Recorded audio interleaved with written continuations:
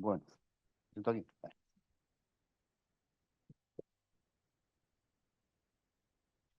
Bueno, a continuación va a dar comienzo la intervención de Javier Cantera. El título de su conferencia es Bienestar de propósito, cómo desarrollar la salud mental en la empresa. Javier Cantera es doctor en psicología, licenciado en Derecho, presidente de Auren Consultores y de la Fundación Personas y Empresas. Autor, entre muchos otros, del libro Salud mental en la empresa. Cuando quieras, Javier. Yo es que no valgo. Bueno, muchísimas gracias por venir aquí. Deciros que yo con Valencia tengo un elemento muy interesante. Como yo soy de Palencia, pues yo me he visto en Nueva York, un determinado psicólogo me dijo, ¿cuándo me haces una paella? Digo, vamos a ver, yo soy de Palencia, no soy de Valencia, ¿no? Por lo cual os tengo claramente bastante buen cariño. ¿Cómo me defino? Pues me defino como palentino, como psicólogo, doctor en psicología, he estudiado Derecho, pero yo soy psicólogo. El tercer elemento para mí definitorio es que soy empresario, puse mi primera empresa con 19 años, claro, ya un psicólogo, palentino, empresario. Cuarto, soy leonardino, soy una de las personas que más ha escrito sobre Leonardo da Vinci, y cualquier persona me puede o podemos dar una conferencia sobre Leonardo da Vinci. Y el quinto es que soy tintinólogo, especialista en Tintín, con lo cual un psicólogo, palentino, empresario, leonardino y tintinólogo, pues bueno, ese es mi personaje, ¿vale? Todos somos persona y personaje. Visto el personaje, lo que voy a intentar es explicar, es que lo que ha dicho Paco a mí me ha motivado. Tenemos tantas cosas que hacer, vamos a cambiar la definición de lo que es trabajo. ¿Qué quiero decir con esto? Que tenemos la capacidad de que si somos inteligentes y hacemos una buena intervención, podemos crear lo que yo titulo bienestar de propósito. El bienestar en las organizaciones no solamente es hedónico, teniendo buenas condiciones laborales, teniendo todas las, sino también que el propósito tuyo como persona esté alineado con el propósito de la empresa, lo cual es el elemento fundamental, el concepto de bienestar de propósito. ¿Qué es lo que voy a intentar explicaros? Bueno, este es mi libro. Si escucháis esta conferencia, casi mejor ya no comprar el libro, porque es más o menos la misma conferencia. No lo voy a decir en alto, porque si no, el editor. Bueno, dos cosas sobre el libro. Primero, el origen del libro fue en Valencia. Fijaros, curiosamente. Hoy hago una confesión que no lo he dicho. Me invitó Auren, mi empresa, que estamos ahí en la plaza del Ayuntamiento, a venir a Las Fallas. Estuve en Las Fallas el año 2020, que era cuando empezaba la famosa pandemia. Y empecé a recibir llamadas de gente muy preocupada, muy preocupada. Y cuando llegué a Madrid, empecé a trabajar y sirvió mucho para mi salud mental personal, porque estuve trabajando toda la pandemia en este libro, con lo cual le tengo que agradecer mucho tanto a Valencia como al libro. Y el título no es mío, porque yo le iba a llamar Bienestar Psicológico en la empresa, pero mi editor, que es Manolo Pimentel, amigo mío de hace muchísimos años, me dice, Manolo, no, esto va a pegar si le llamamos la salud mental en la empresa. Y de hecho, pues está vendiendo bastante bien y yo creo que también tiene mucho que ver, a veces más el título que lo que nosotros pensamos. Yo quiero que contaros simplemente estas 7 cosas. La visión actual de recursos humanos tiene que cambiar y hay que atacarlo ahí. Porque yo estoy de acuerdo y doy mucha conferencia a gente que está en prevención de riesgos laborales, pero tenemos que cambiar la visión de recursos humanos. Hay que atacar a la visión de recursos humanos si queremos claramente tener influencia en las organizaciones. El libro describe las 10 áreas que generan bienestar. ¿Y qué es lo que hice? ¿Cuál fue mi trabajo en la pandemia? Coger toda la investigación que había de psicología aplicada a las empresas y fui clasificando dónde estaba el origen en sí mismo. Y me saltaron 50 alarmas, 50 cosas que hay que tener en cuenta que generan bienestar o malestar en los empleados. Luego las resumí en 10 áreas. Y esto es lo que yo llamo la rueda del bienestar. Luego analicé esos 50, que yo lo llamé anclajes emocionales, cogiendo un concepto para mí muy importante, que es el concepto de anclaje. Luego vi qué medidas para crear bienestar, qué cosas estaban investigando en cada una de las 10 áreas que yo creo que va a incrementar el bienestar. Creé un poco una idea sobre dónde está la problemática del malestar y luego el concepto de bienestar de propósito. Y luego simplemente un modo de conclusión. Aquí empiezo ya lo primero. Mi libro es una crítica a los libros yogur o libros de autoayuda de la felicidad. Perdóname la expresión. Pero a mí los jefes, y si hay alguno de esos de gestores de felicidad, yo soy enemigo, y perdonadme que pueda ser enemigo de algo porque no soy enemigo de nada. ¿Por qué? Porque la felicidad es una ecuación personal de cada uno de nosotros. Lo que es responsable en la empresa es de no tener ecosistemas tóxicos, pero no de la felicidad de sus trabajadores. Yo tengo que luchar porque la empresa no tenga claramente ecosistemas tóxicos. Y como bien decía el compañero, lo que no hay que hacer es simplemente hacer medidas contemplativas, es decir, dar curso de mindfulness. Tenemos que cambiar las cosas. Si no cambias las cosas, ¿qué pasa? Que damos técnicas de afrontamiento a nuestras personas para que tengan capacidades, pero si no cambiamos, lo que siempre yo cuando leía a Víctor Frank, la psicología existencial, decía, bueno, siempre nos podemos nosotros ser libres porque no sentimos que nos están oprimiendo. Sí, pero hay que derribar a los nazis, ¿no? Si no cambiamos ecosistemas tóxicos, no podemos tener bienestar. En ese sentido, esta es la visión para mí de recursos humanos. En cambio, la palabra es el orden. De recursos humanos a humanos con recursos. Fijaros qué fácil. Simplemente. Yo quiero humanos con recursos. No quiero recursos humanos. ¿Dónde pones el foco? ¿Los recursos o lo humano? Visión de contrato, visión de aportación. ¿Contrato cuál? Tú me das y te doy. Ya entramos en la discusión. Mi contrato, mis condiciones, ¿qué aporto y qué me aportas? Fijaros lo interesante, la empresa no puede aportar solamente dinero. ¿Qué me aportas? ¿Qué ilusión me convences? ¿Cuál es tu propósito? La pregunta clave que hay que hacer a una empresa es ¿qué quieres ser de mayor? Sea una administración pública, sea lo que sea, ¿qué quieres ser de mayor? Su propósito. De valor de dedicación a valor de conocimiento. Del foco en presencia, el foco en resultados. Del tiempo de trabajo, la productividad. Lo importante ahí es la estrategia, aquí lo importante es el propósito. Y pasar de unas buenas condiciones laborales, pasar a un bienestar personal y profesional. Aquí, este es el primer capítulo. Ya os podéis ahorrar el libro. Este es el primer capítulo resumido. Es decir, humanos con recursos. Y si no somos capaces de influir ahí, podemos hacer la mejor prevención de riesgos laborales, pero no vamos a poder conseguir el objetivo. ¿Vale? Primera idea que quiero transmitir. Visión sistémica. La gente empieza a decir, bueno, es que los recursos humanos hay que ver una visión más de abogados, más de economistas, es un coste fijo, o más de psicólogos. De ninguna de las tres exclusivas. Son los tres conocimientos mezclados. Tenemos que tener un conocimiento laboral, un conocimiento económico y un conocimiento psicológico. Yo no puedo hacer nada sin este enfoque. A mí me ha tocado a lo largo de mi vida hacer muchos ERES y situaciones muy fastidiadas. ¿Vosotros creéis que yo puedo encauzar una gestión de una salida programada de personas solamente con un enfoque económico o con un enfoque legal o solamente con un enfoque psicosocial? Es muy importante los tres enfoques. Visión de enfoques. Entonces me dice, bueno, entonces ¿qué pasa? ¿Hay que estudiar las tres carreras? Digo, no, tienes que perfeccionar en los tres conocimientos. Puedes entrar por un enfoque, pero si quieres hacer bien tu labor, tienes que tener los tres enfoques. Segunda idea. Tercera, experiencia de empleado. Los empleados, hay 6 momentos de la verdad. 6 momentos, wow, que te la juegas. Y esto es lo que tenemos que tener en la cabeza en la gestión de personas. Todos somos candidatos en un momento dado y todos somos alumni, salimos de empresa. Hay que gestionar el candidato y el alumni. Pero en medio, ¿cuáles son las 6 gestiones? Gestionar la atracción, atraer talento adecuado. Gestionar la socialización, cosa que las empresas, cuando a mí me dicen, falla mucho la selección, digo, ¿cómo socializas, hijo mío? Gestión del ecosistema diario, el día a día. Gestión de la movilización, los recursos de movilizarlo. Cuando una persona lleva 20 años en el mismo puesto y haciendo lo mismo, ¿qué te dice de la empresa? ¿Pero qué me dices de la obsolescencia mental de la persona? Gestión del desarrollo y la gestión de la salida. Esos son los 6 momentos de la verdad en experiencia empleada. Perdóname, pero como soy de Palencia, soy de conceptos sencillitos y claro, no intentar ni sofisticar, o podría decir la universidad de no sé cuánto, bueno, pero esto es lo que yo he resumido de cómo es la experiencia empleada, de un empleado en una empresa. El modelo de bienestar.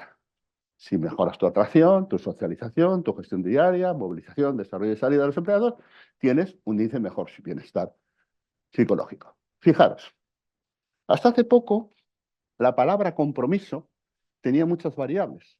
Yo cuando empecé a trabajar en los años 80 en Telefónica me decían, se viene llorado de casa. Eso me lo han dicho a mí, ¿eh? Y ya de las primeras promociones de psicólogos que entraron en Telefónica, y yo decía, bueno, bien, pues me lloraré en casa, no voy a llorar en la oficina. Hoy día, los empleados, el compromiso pasa por el bienestar. No tienen tanta escalabilidad de llegar a ser director de no sé qué. Cuando yo era joven, yo quería ser director de recursos humanos lo primero, y después director general, que podía ser. Ahora mismo no. No tienen una visión de que quieren ser algo más. No quieren trabajar tantas horas. Ven al directivo que ha sido su padre, que ha estado currando hasta no sé cuánto, y dice, yo voy a ser como ese, ¿eh? Con lo cual, el compromiso pasa por el bienestar. Curiosamente, ¿qué es gente comprometida? Da bienestar. Fijaros cómo nos está cambiando el paradigma y por eso digo que tenemos que cambiar la visión negativa que mi querido Paco me decía. Trabajar va a ser, wow, voy a ir a trabajar. Y eso es lo que tenemos que conseguir. Obviamente, sin pensar en Arcadias felices, porque Arcadias felices no existen. Este modelo de bienestar me llevó a hacer las 50 anclajes y las 10 áreas. Situé los 50 anclajes que me salieron en 10 áreas. Primero, lo que yo llamo bienestar de tarea. Esto lo hemos estudiado en prevención de riesgos laborales muchas veces, el puesto de trabajo, pero he analizado ahí las 5 cosas que en el puesto de trabajo más malestar generan. Luego, como no, el jefe. Es que aquí muchas veces no se habla tanto del jefe. El jefe es un objetivo de malestar. Hombre, vamos a ver. No vamos a decir que el jefe no es objetivo de malestar. Tercero, los equipos, tanto el grupo formal como el grupo informal. Es muy importante y hay mucha bibliografía sobre cómo genera malestar el grupo formal e informal. En cuarto, la cultura de trabajo. Quién claramente entra en una determinada cultura o entra en otra cultura de trabajo que es muy diferente, ¿no? El otro día, no voy a decir la empresa porque es negativo, un consejero delegado de una empresa me dice, Javier, hay que instaurar la mili. La mili, eso sí que hacía hombres. Y yo decía, joder, siglo XXI, en este momento pensando en la mili, pero bueno. Con la cultura de trabajo, con el espacio de trabajo, eso sabéis mucho y realmente influye mucho en el bienestar del espacio de trabajo. Con el tiempo de trabajo, es un elemento fundamental, con la carrera profesional, con las condiciones laborales, obviamente, si hay malas condiciones laborales es un factor higiénico, como bien sabemos, y con la estrategia y cultura de la empresa en un determinado sector. Y por último, con un concepto que es básico, crecimiento personal. Aquella empresa que no ponga foco en el crecimiento personal, no estoy hablando de profesional, porque no existe el crecimiento profesional sin el crecimiento personal, ni existe el crecimiento personal sin el crecimiento profesional. Tenía un gran problema. Y esto fue lo que yo llamé la rueda del bienestar, que fueron las 10 áreas que me salieron de juntar los 50 anclajes que tenemos analizados. Si contamos un poco los 50 anclajes, no voy a entrar en todos, porque si no serían muchos, sino deciros que, por ejemplo, en bienestar de tarea hay 5 cosas que generan mucho malestar. Primero de todo, la sobrecualificación. Siempre que una persona tiene una sobrecualificación sobre el puesto de trabajo, hay un problema de malestar. Los programas de reducción de sobrecualificación en las empresas generan mayor bienestar. Rutinización. ¿Qué voy a decir de la rutinización? Pero fijaros que hay una variable que nos mete en medio, que es la tecnología, y más la inteligencia artificial, que es transversal para todos y cada uno de los puestos que tenemos. Tenemos que hacer una reflexión sobre el bienestar tecnológico, que nos va a meter en este momento. Claro, la gente tiene una sensación de que la tecnología le está cambiando y nosotros seguimos haciendo descripciones de puestos de trabajo tradicionales. Ese es un elemento muy interesante. El ritmo, ¿cómo se dice el ritmo? El nivel de autonomía y el nivel de seguimiento por la significación del puesto de trabajo.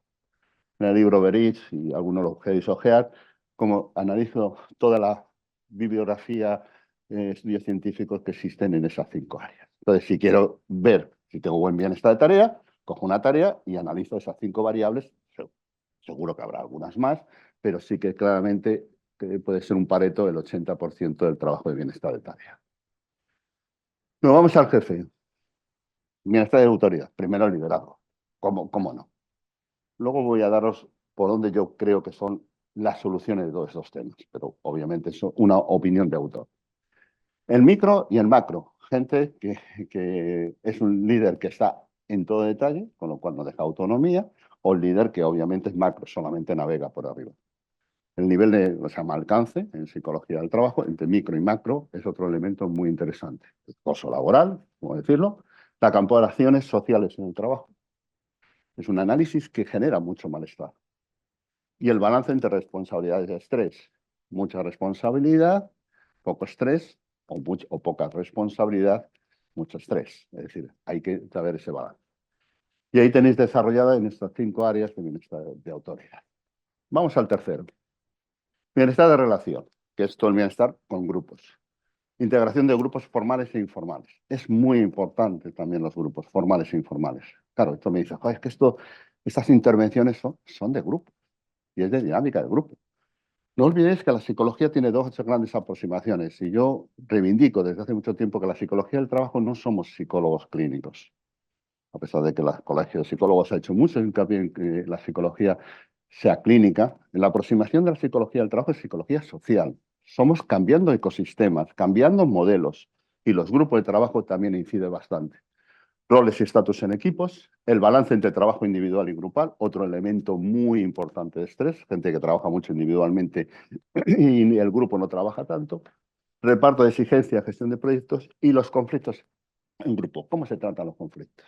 Yo ahora estoy trabajando mucho en conflictología, que es una subciencia entre la sociología y la psicología, y que me encanta, porque el conflicto es el origen de que posteriormente pueda haber una buena relación en la empresa. Hay que saber gestionar los conflictos.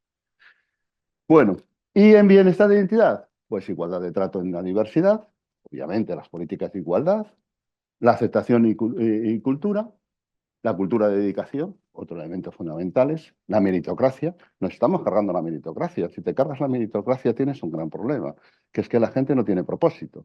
Por lo tanto, ¿cómo se puede promocionar en una empresa? Es muy importante la meritocracia. Y la cuestión de la discrepancia. ¿Cómo se gestiona la discrepancia en una empresa? Como veis, todos estos temas son muy psicológicos y es una intervención, por eso, desde la psicología del trabajo, la que la tenemos que hacer. Nos vamos al bienestar de espacio de trabajo. Bueno, esto sabéis mucho, entorno físico de trabajo, hoy día la flexibilidad de entornos, la actividad social externa, la actividad fuera del rol, lo que llamamos conductas extrarroles. Es decir, si tú tienes sitios donde puedes hacer conductas extrarroles en una empresa, generas más bienestar. Eso está demostrado científicamente. Por eso el diseño de espacios es tan importante. Tienes que tener sitios donde la gente pueda hacer conductas extrarroles, es decir, conductas fuera de su puesto de trabajo. Es un concepto de la conducta extrarrol que los psicólogos estamos trabajando mucho. Y movilidad geográfica y funcional, que es otro de los elementos fundamentales. Si tú tienes que tardar 1 hora en llegar a tu puesto de trabajo, tienes un problema claramente de bienestar. Y en el tiempo de trabajo, como no, la adicción al trabajo. Luego vemos un caso típico de malestar de adicción al trabajo, el nivel de conciliación familiar, el nivel de conciliación personal. Aquí la gente siempre habla conciliación de trabajo y conciliación familiar. No, son 3 conciliaciones, trabajo, familiar y personal. A mí mi tiempo de fricada con Tintín, que no me lo quiten. Tengo 4 hijos, pero ese tiempo de fricada es personal, es mío, es mi desarrollo. Y es importante que tengas tu tiempo personal, igual que tu tiempo familiar, igual que tu tiempo de trabajo. Y eso es muy importante para la salud mental de las personas. Es muy importante también el nivel de dedicaciones extras y un concepto fundamental, bienestar digital. Los protocolos de teletrabajo en este país se han copiado unos y otros. Y el protocolo es un traje a medida de cada empresa en cada momento. Y hay que saber hacer protocolo de teletrabajo. No estamos poniendo hincapié. Lo primero que hicimos fue una legislación con los sindicatos. Pero el protocolo de teletrabajo es uno de los elementos que hay que trabajar mucho porque genera mucho malestar digital. La gente que tiene que responder al minuto que le pone el jefe algo. El jefe es dueño de su tiempo, pero no del tiempo de los colaboradores. Si no, es importante trabajar el protocolo de teletrabajo. Bienestar de crecimiento, evaluación de mérito, la igualdad promocional. Esto genera cantidad de malestar. Hay que saber trabajar la promoción. Hay que saberla trabajar desde recursos humanos o humanos con recursos. La justicia argumental, la obsolescencia de competencias. Que la obsolescencia de competencias, yo siempre tengo una frase que se lo digo a todo consejero delegado.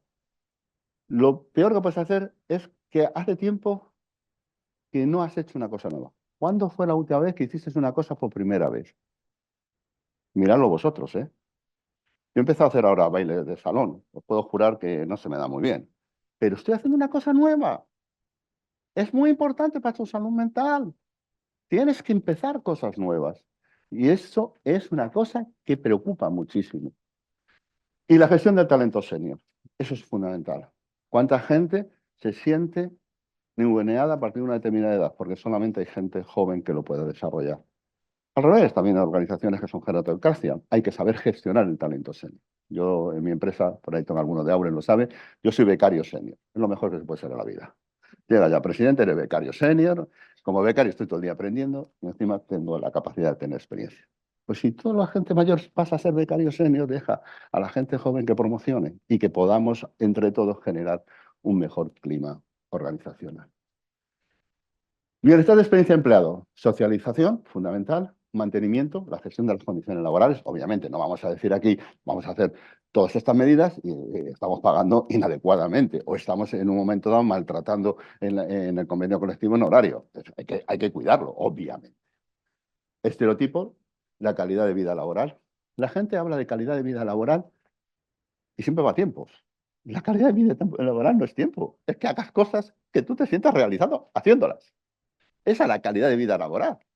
Es decir, si yo no soy feliz en este momento dando esta conferencia, ¿para qué doy esta conferencia?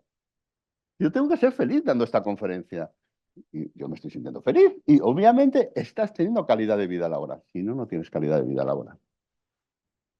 Involución. Toda la gente habla de desarrollo diciendo que es una gran evolución. Tú te desarrollas y llegas a ser directivo. A veces eso es una involución, ¿eh?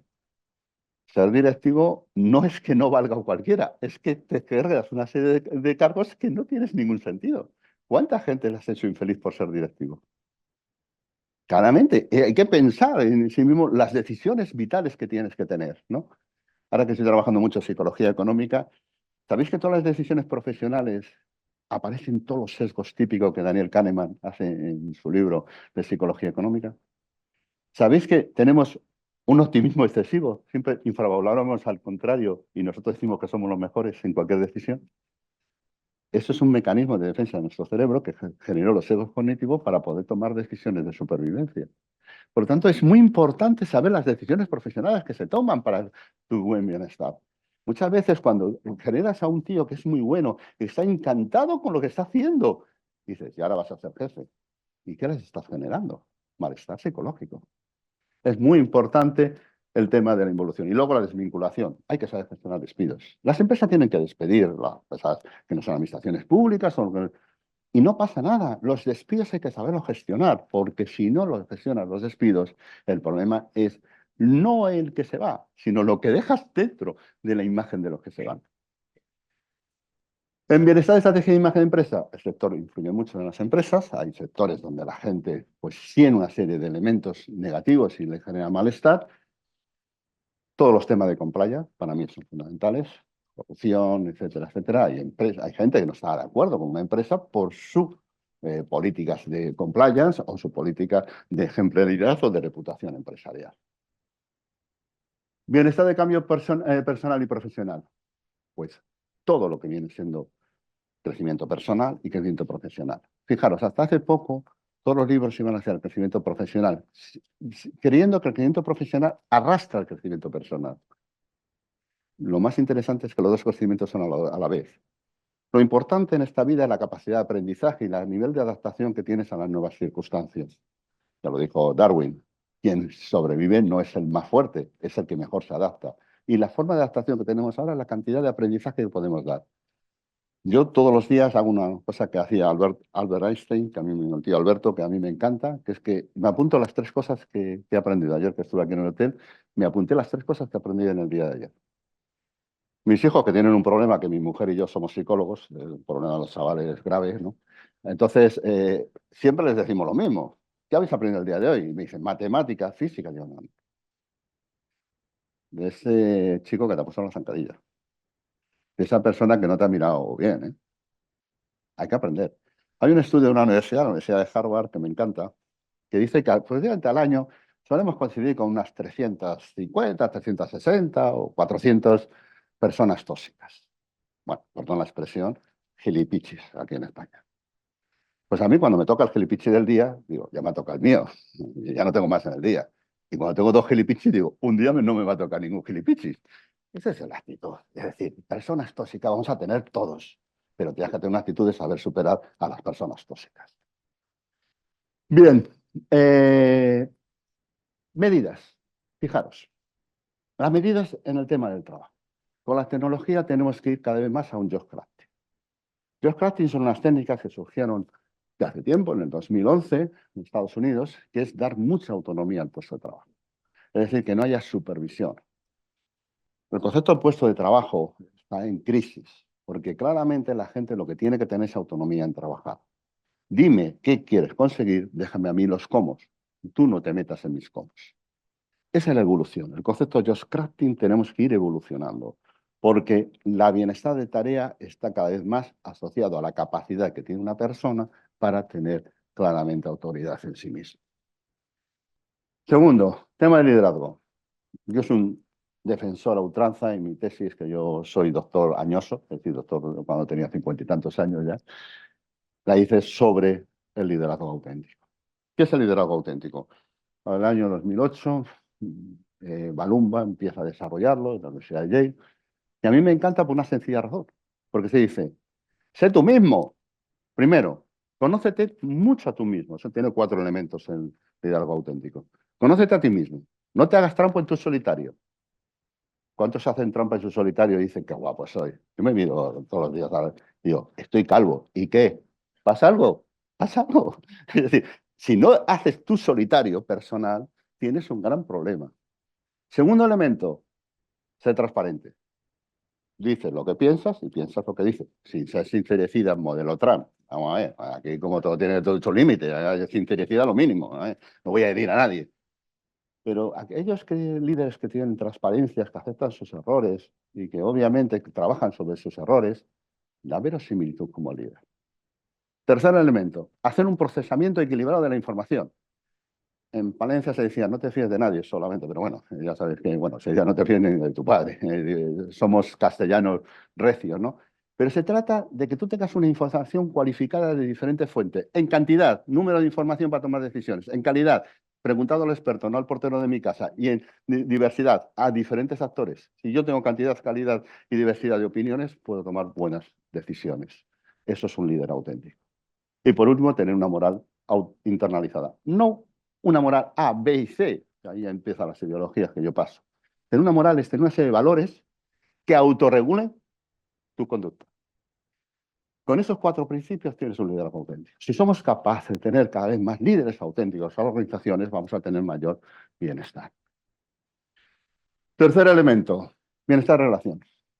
Ha vuelto y tenemos que seguir haciendo mucho team building. Yo sé que hay por ahí gente que se han inventado cada chorrada, que te puedes... No sé. Pero el team building, no hagamos chorrada, vayamos a comer. Yo cuando estaba en SEF de director de recursos humanos, me acuerdo que una de las medidas que hice mejor para una fábrica que teníamos en Logroño es invitar a Cordero el día San no sé qué, que es el santo de allí. Es una chorrada, pero hay que crear relaciones informales. Team building. El concepto hay que crear equipo y tenemos que hacer equipos. Es importantísimo que volvamos a tener esa visión de team building como elemento de bienestar, no como elemento solamente de efectividad. Medidas. Cuarto, diversidad. Esto es obvio, pero hay que insistir en la diversidad. No la diversidad esa de decreto ley de género, que también, y que hemos luchado desde hace muchísimo tiempo, y la diversidad ahora con los LGTBI, que es un quiero y no puedo, perdón la expresión, porque yo que estaba allí viendo cómo se hacía esa legislación, creo que no se avanzaba adecuadamente. Sino la diversidad de opinión, la diversidad de competencias. Si todo el mundo, mira, cuando yo entré en Telefónica hace ya muchos años, todos eran ingenieros de Teleco, hombres de 20 y tantos años y del Real Madrid. Había una diversidad abrumadora. ¿Dónde estaba la riqueza de opinión? Es decir, Google en Europa tiene un teólogo en el comité de dirección que ha estudiado teología. Y yo le preguntaba, ¿qué haces tú en el comité de dirección? Dice, preguntas divinas, obviamente. Pero sí que es verdad que esa variedad académica te da diversidad de opiniones.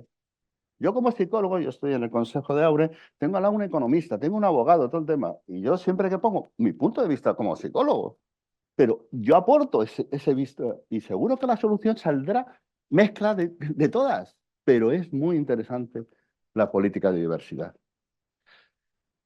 Bienestar de espacio, el smart working. Hay que trabajar los espacios para que la gente trabaje adecuadamente en todos los espacios. Y esto no va de billar, no va de futbolines. Esos son, bueno, no voy a decir. Esos son tonterías desde el punto de vista de lo que hay que crear, son espacios colaborativos. Tener espacios ágora, yo los dedo. Buscar situaciones donde la gente pueda estar, relaciones informales, generar espacios atractivos para que la gente esté y haga conductas extrarroles. Sexto, engagement de propósito. Fijaros, el tiempo de dedicación a una empresa tiene que estar mediatizado por los resultados. Y yo sé que eso hay gente, también a los propios empleados, que les genera inadecuadamente. Si medimos todo por tiempo, tienes un gran problema, que es que tienes el problema que el tiempo no es demostrativo de la capacidad de las personas. Pero tiene que estar prohibido que la gente necesite más tiempo para hacer tu trabajo, porque si no, le estamos fastidiando en sí mismo. El concepto hora extraordinaria es vicioso, es vicioso. Otra cosa es que luego haya que pagarlas y todo el tema, pero es vicioso en sí mismo para el bienestar mental. Engagement de propósito es lo que se está trabajando aquí el modelo Sanfrecki, que es de tiempo pleno, que este es un investigador, un psicólogo alemán, que a mí me encanta, le sigo mucho, y tiene un modelo de tiempo pleno que si leéis el libro os le cuento. Para el tema de bienestar y crecimiento, pues el concepto de aprendizaje a lo largo de toda tu vida. Si lo único que tenemos es capacidad de aprendizaje, somos la primera generación que vamos a estar en la residencia de tercera edad y vamos a estar aprendiendo un aparato nuevo. ¿Cuántas cosas nuevas tenemos que estar aprendiendo? Por lo tanto, tenemos que tener capacidad de aprendizaje y yo tengo que fomentar que la gente tenga capacidad de aprendizaje. ¿Qué retos de aprendizajes hay? Hasta hace poco hacía mucho interés, siempre decía, la formación tiene que ir solamente en el interés de la empresa. ¿Eh? ¿Y tu crecimiento personal? ¿Por qué en este momento más del 50% de la formación que hace una Big Tech no tiene nada que ver con la formación para el puesto de trabajo? ¿Por qué? ¿O creéis que la Big Tech son organizaciones de ONGs que quieren ellos hacer el bien común? No, porque saben que es rentable, porque saben que la gente tiene que tener su crecimiento personal. El Flexi Working tan famoso de experiencia de empleado. Las relaciones laborales en un futuro se va a basar en dos conceptos, flexibilidad y confianza. La empresa da flexibilidad si tú das confianza.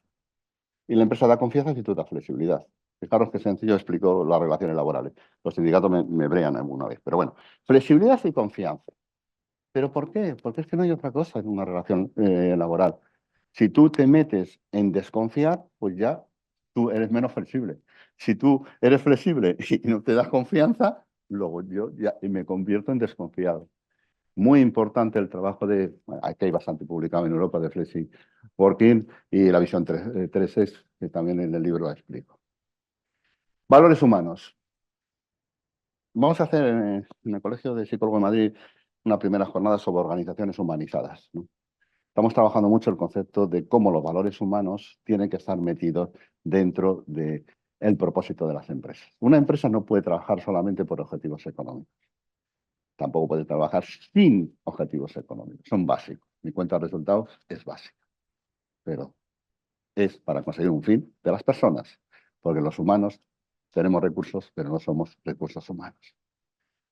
Y esto es todo el concepto de organizaciones humanizadas que se está desarrollando. Y por último, el crecimiento personal, que también le comentaba yo.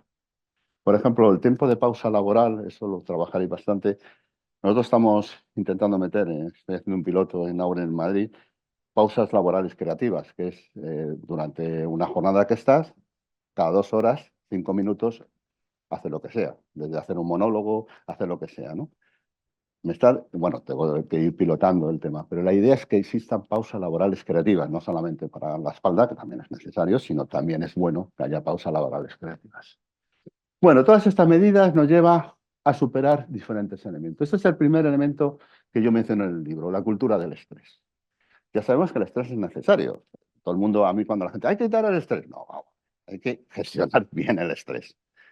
Pero fijaros que hay dos medidas. Aquellos que dan medidas contemplativas y te enseñan técnicas de afrontamiento, que está bien, porque obviamente Yo hago control mental, hago todo lo que tú quieras, pero también tenemos que cambiar estresores. Hay que cambiar estresores en las organizaciones. ¿De qué? De tarea, de autoridad, de grupo, de lo que sea, pero hay que cambiar estresores. Ese es el cambio social en la organización, además de las técnicas de afrontamiento. También en el libro menciono todo el tema de burnout. Fijaros, aquí, este es un estudio que se hizo en la Comunidad de Madrid en el 2022, que participé, en el cual en un momento dado se vio cómo el burnout tenía mucho que ver con la tarea, obviamente. Una enfermedad tiene burnout porque tiene una tarea de burnout, o la gente que ha estado teniendo ahora en Renfe en los últimos días. Obviamente esa tarea le genera burnout, ¿cómo no le va a generar? Pero también está muy interesante que el contexto social, el contexto empresarial y un elemento fundamental, el tiempo de exposición. Vimos que el tiempo de exposición es una variable fundamental en el desarrollo de burnout. Bueno, ahí tenéis el estudio. Aquellos que queráis los estudios, me escribís y os los cambio. Este es un estudio que participé yo en la Universidad de Uppsala.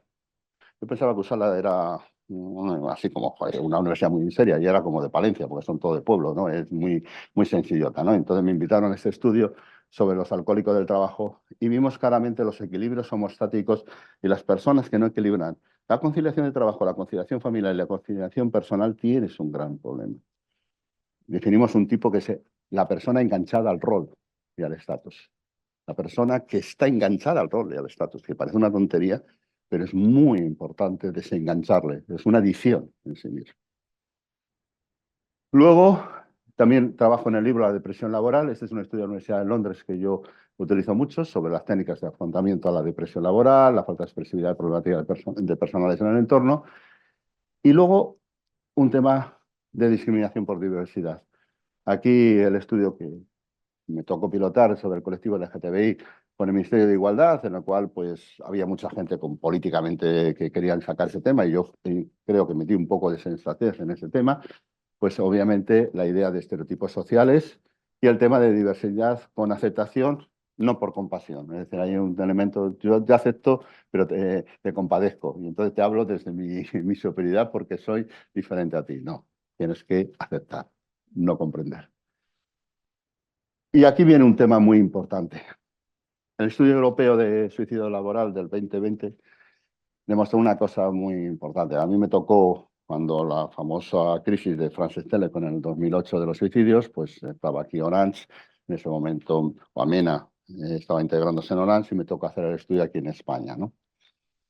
El problema de suicidio originado por cuestiones laborales es hay que trabajarlo mucho desde los vacíos existenciales. Toda la gente que tiene situaciones de tema tiene vacíos en otras esferas de la vida.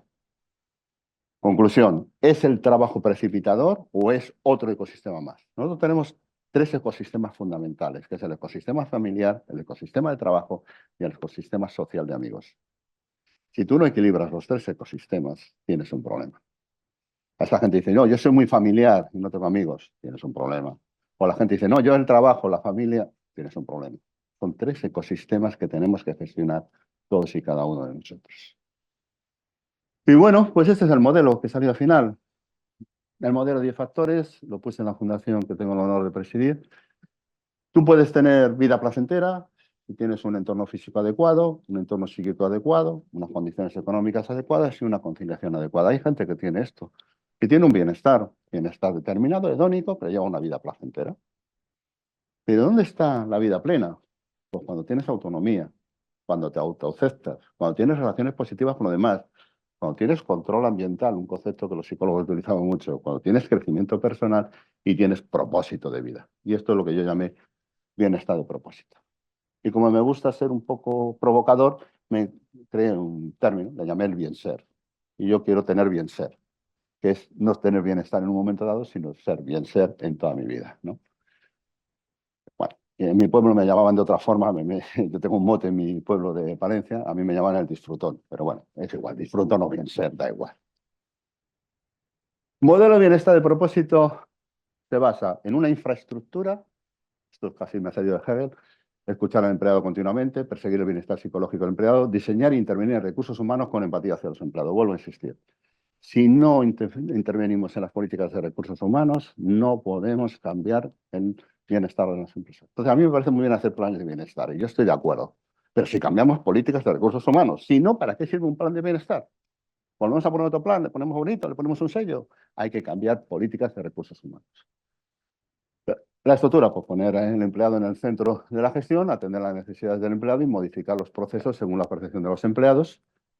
Y la superestructura, ayudar a los empleados a superar su malestar, prevalecer la salud mental como a una visión de productividad y cambiar los modelos y políticas de gestión de personas hacia modelos descentralizados, viables y autoadministrados. Bueno, y yo, antes que me hagáis preguntas, que yo voy a generar un turno de preguntas, no sé si estaba previsto, pero es que yo si no os pregunto yo, porque si no, no podemos interactuar. A modo de conclusión, yo os digo, la cultura de la felicidad no es esto. Las empresas no son responsables de la felicidad de los empleados. La felicidad personal es una ecuación de cada uno de nosotros. No es responsable de la empresa, sino el individuo. Sí es responsable de la empresa de lo que yo llamo la cultura del bienestar. Crear ecosistema de convivencia en el trabajo es responsabilidad de la empresa. Y lo que claramente ya es una responsabilidad mixta de la empresa y del individuo es la cultura del bienestar. Actitud de desarrollo personal que incide en el trabajo y el trabajo en el desarrollo personal. Y aquí me atrevo yo a poner una definición de todo lo que era el libro. La empresa no te hace más feliz. Por lo tanto, lo que decía Paco, que la empresa era... Bueno, es que la empresa no te hace más feliz. Te puede aportar bienestar, o más bien, que no te dé malestar. A mí cuando dice, la empresa tiene que motivar, digo, a mí con tal que no me desmotive, ya voy bien, ¿eh? No empecemos a pensar en creer que la empresa me tiene que motivar. No, la motivación también es responsabilidad mía, ¿no? No solamente de la empresa. Para que pueda hacer lo que tu propósito te indique. Y la pregunta que os tenéis que hacer todos, y que yo me la hago todos los días y la cambio casi todos los días, es, ¿qué queréis ser de mayor? Y no importa la edad. ¿Qué queréis ser de mayor? ¿Cómo os visualizáis dentro de 5 años? Ese es vuestro propósito de vida. ¿Qué queréis ser de mayor? Y para acabar, 3 frases, que obviamente, como soy psicólogo, he cogido 3 psicólogos. Carl Rogers dice, lo único que sé es que cualquier persona que quiera pueda mejorar su bienestar. Cualquiera. Ayuda, obviamente, psicólogos o sea, pero puede mejorar su bienestar. Abraham Maslow decía, no es normal saber lo que quieres, es extraño y difícil logro psicológico. Ya os digo yo que yo todavía no sé lo que quiero ser de mayor. Es decir, es difícil logro psicológico crear. Entonces, claro, no pensemos que nadie nos defina la vida y nos diga qué queremos ser, cómo queremos ser. Es una búsqueda continua tuya de querer ser. Y por último, Carl Gustav Jung que dice, no soy lo que me ha pasado, solo soy lo que decido ser. No hay una cosa que más distorsionemos que nuestro pasado, ¿vale? Incluso más que el futuro. Por tanto, elija aquellas cosas de tu pasado que pueda ser adecuado. ¿Sabéis que Bertrand Russell decía en su libro La conquista de la felicidad, ¿cuál es la clave para ser feliz? Y decía con una frase que a mí me encanta, y yo se la he dedicado a mis padres, saber elegir unos buenos padres. Parece una tontería, pero es que la felicidad tú la constituyes. Tú tienes muchas cosas del pasado que además, te da vergüenza de lo que has hecho, pero eres tú, ¿eh? Elija aquello que te sirva para desarrollarte. Espero haberos quedado alguna duda. Si no os ha quedado la duda, yo me lo he pasado bien. Y ante todo, muchísimas gracias por estar ahí. Venga, preguntas. Preguntas que tengáis. Soy psicólogo, sé aguantar el silencio. No tengo ansiedad. Venga, dime.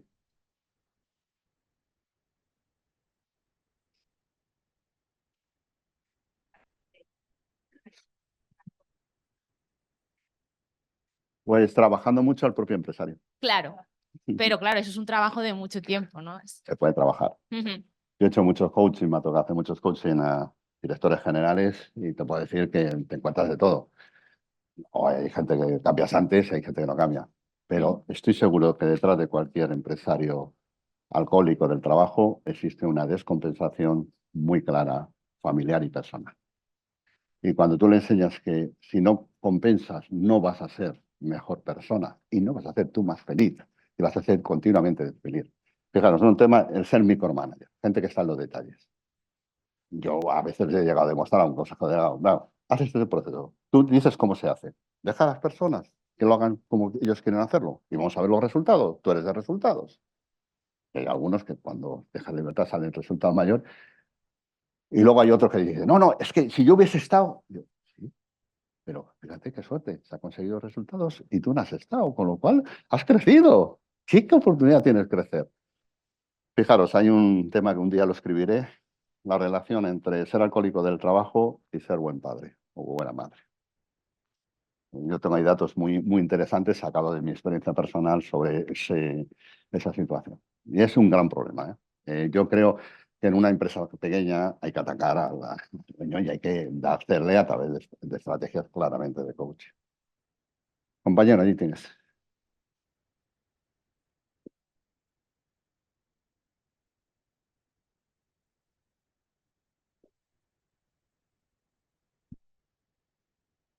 Buenas, buenas, gracias por tu exposición. ¿Por dónde empezarías en la empresa? ¿Por el equipo directivo o por los trabajadores?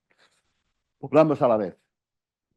Yo no suelo ver, es decir, la gente dice, no, primero el equipo directivo y luego ya va a bajar a esos a los trabajadores. Creo que hay un problema de filtración y que no va a filtrar tanto. Hay que hacer medidas a ambos lados. Hay gente que dice, pues es que mi trabajador está desmotivado, no sé qué. Pues hacer conductas de este rol. Por ejemplo, hay una empresa donde hemos intervenido hace poco y hemos hecho todo un capítulo de desarrollo de voluntariado corporativo como conductas de este rol y está mejorando la empresa en ese sentido, a la vez que estamos trabajando con el equipo directivo. Es decir, yo creo que no podemos tener esa discontinuidad que entras en un lado y entras en otro.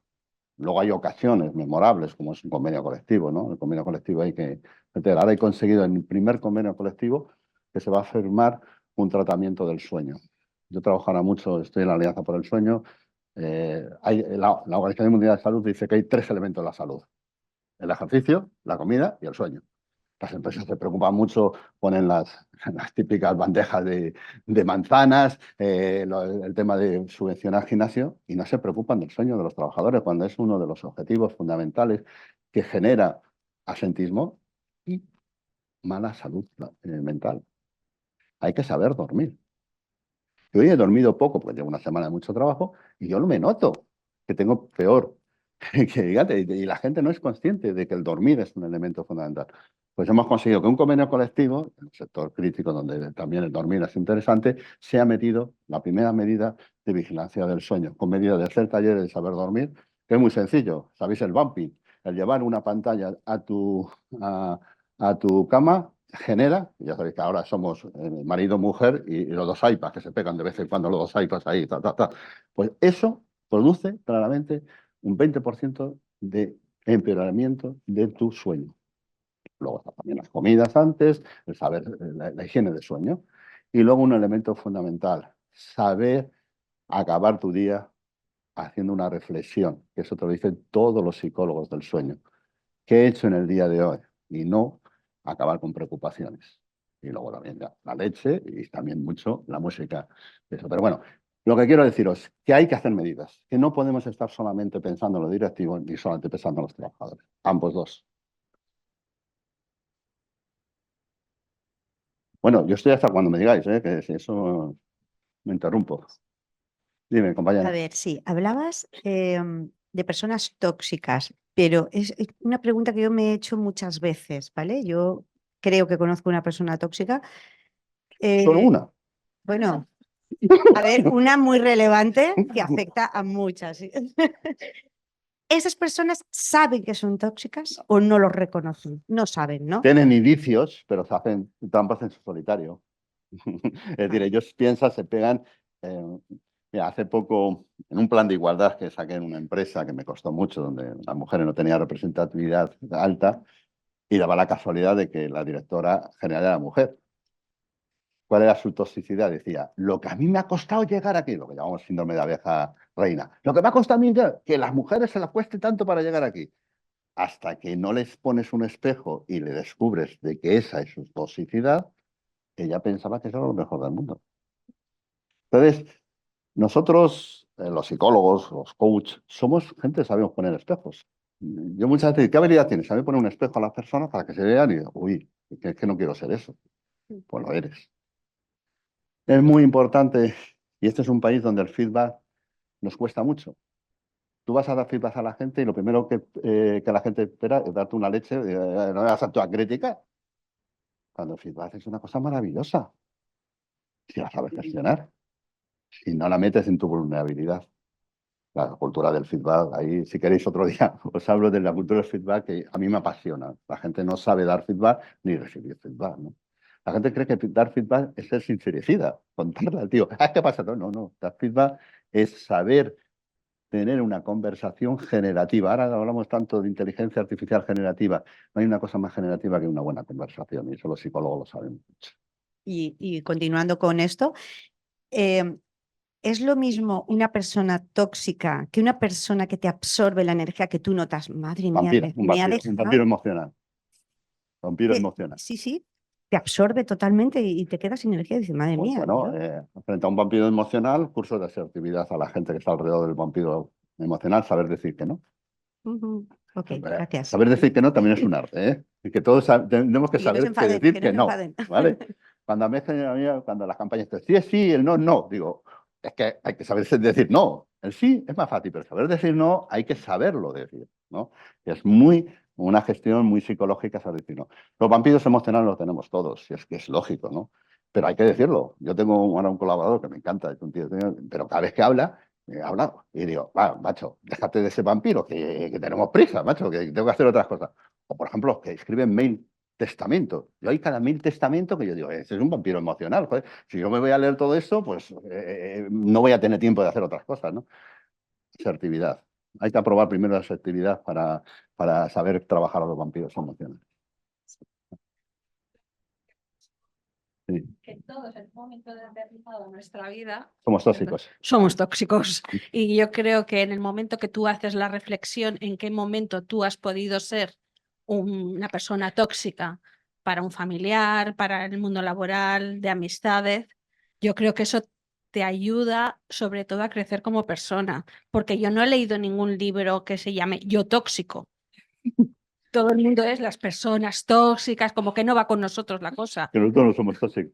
No, todos somos tóxicos porque hay circunstancias determinadas en las cuales eres tóxico en un momento dado. Yo, por ejemplo, yo he hecho muchas veces mi currículum de fracasos, que lo recomiendo. El currículum que pone siempre, todos los éxitos. Haceros un currículum de fracasos, sincero, ¿eh? Yo tengo un fracaso, yo quise ser directivo del Real Madrid, soy muy merengón, perdón. Y durante ese tiempo fui tóxico, porque yo solamente pensaba ser directivo del Real Madrid, hasta que llegué a casa y le dije a mi mujer lo que me valía ser directivo del Real Madrid, y me dijo mi mujer, muy, muy claro que es ser del Real Madrid, pero no vas a hacerlo, ¿no?